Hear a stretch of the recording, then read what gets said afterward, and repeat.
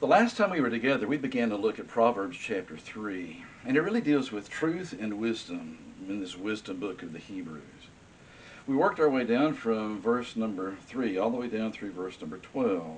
We talked about the vital aspect of truth and mercy. We talked about knowledge that really is predicated upon something greater than us. We need to acknowledge authority greater than ourselves.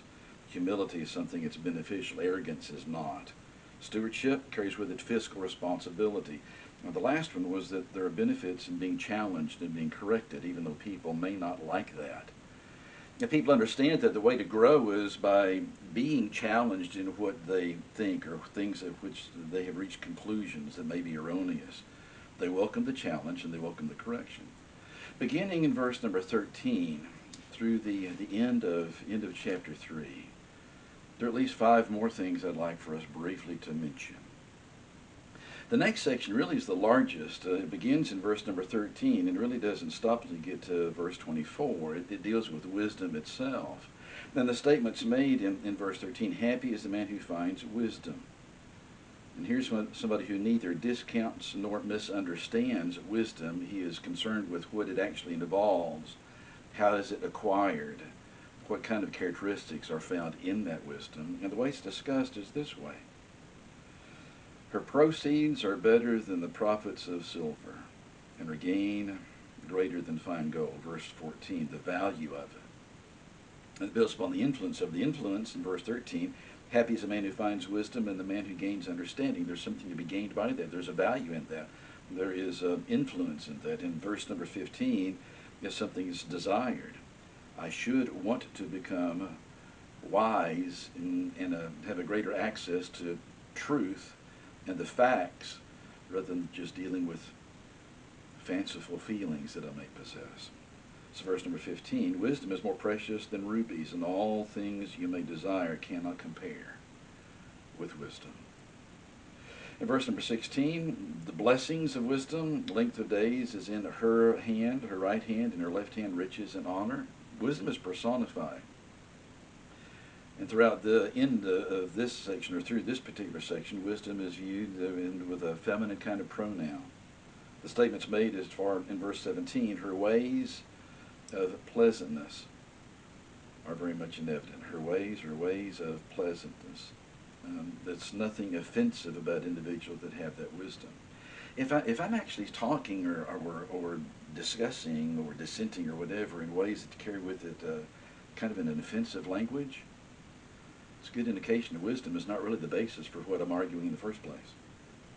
In verse number 18, she's a tree of life to those who take hold of her, and happy are all who retain her. There is an accessibility to wisdom that people actually take hold of it. And then down in verse 19 and 20, the Lord by wisdom founded the earth, by understanding established the heavens, by his knowledge the depths are broken up, the clouds drop down, the dew, there is greatness and power to be found in wisdom and understanding. Again, the principles are principles that are obvious. They're axiomatic truth that should be readily accepted by every intelligent person on the planet. Beginning in verse 21, my son, keep them, let them not depart from your eyes. Keep sound wisdom and discretion. There'll be life to your soul and grace to your neck, that you will walk safely in your way and your foot will not stumble. Preserve wisdom. The statement keep, the Hebrew word for keep, something that needs to be held on to preserve. Preserve that very tenaciously. Keep sound wisdom and discretion. Make sure that it is always a part of your life. If you give it away, you're left with virtually nothing. Then beginning in verse 25, we're going to a different kind of concept, but again, some principles really need to be followed. Do not be afraid of sudden terror, nor of trouble from the wicked when it comes. Verse 25 and 26 of Proverbs 3, confidence in times of difficulty. Don't allow doubt to cloud the issue so much so that you forget where truth actually lies. Don't disregard facts just because days may become difficult. In verse 27 and verse 28, do not withhold a good from those to whom it is due when it is in the power of your hand to do so. Do not say to your neighbor, Come back and tomorrow I'll give it to you. Be generous toward others. And don't put off things that actually can be done in that generous, benevolent way today. Again, another lesson that sorely is needed in our world today. Verse 29 and verse 30.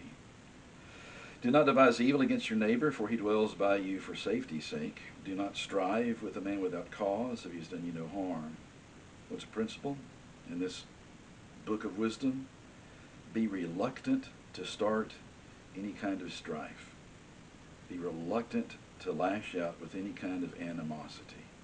Because usually, number one, it's not the sign of intelligence, but it's not the sign of individuals that are actually concerned with truth or mercy or justice. Down at verse 31 through the end of the chapter. Do not envy the oppressor, choose none of his ways. For the perverse person is an abomination of the Lord, but his secret counsels with the upright. The curse of the Lord is on the house of the wicked, but he blesses the habitation of the just. Surely he scorns the scornful, but gives grace to the humble. The wise shall inherit glory, but shame shall be the legacy of fools. What's the point? Know the difference between right and wrong, between truth and falsehood, between good and evil. Proverbs chapter 3, characteristics of wisdom. At least 10 of them. It could be broken down further, but we mentioned 5 yesterday and 5 today. If only half of those were actually implemented in our culture, we'd see a huge change. If all 10 of these were put in place, the progress, the advantage, the benefit, unimaginable. Pray for our nation. Pray for humanity.